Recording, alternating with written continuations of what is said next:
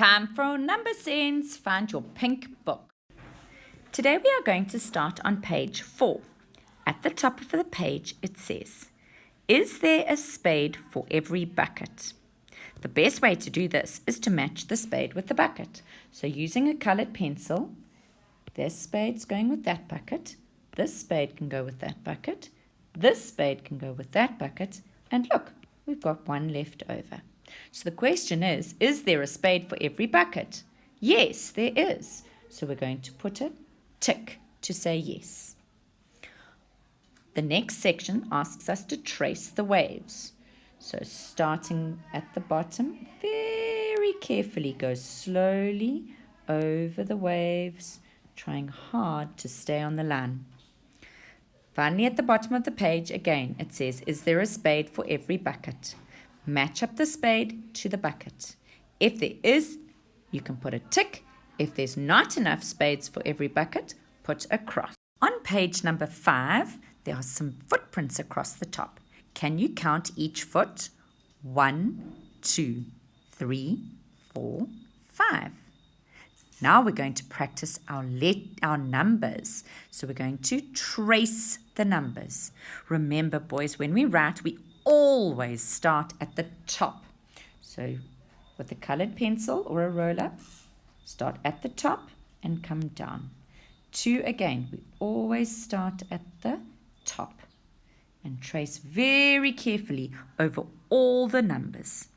Right at the bottom, there are some fingers for you to count. On page 6, we have some people.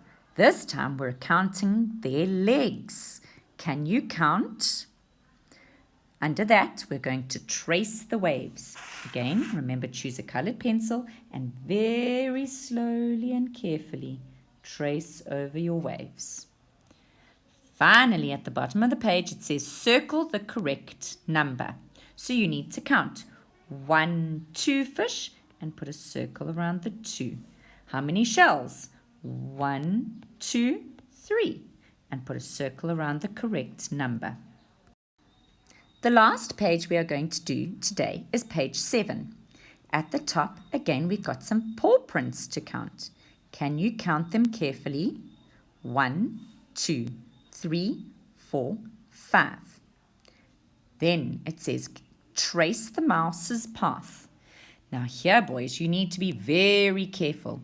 Use a pencil and move the mouse from the start all the way to the cheese.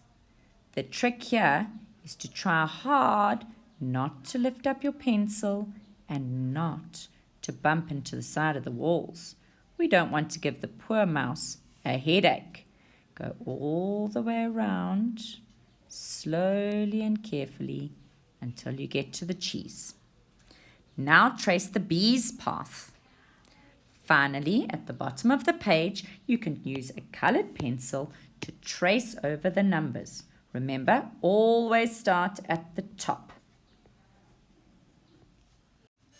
You did it. Well done, boys.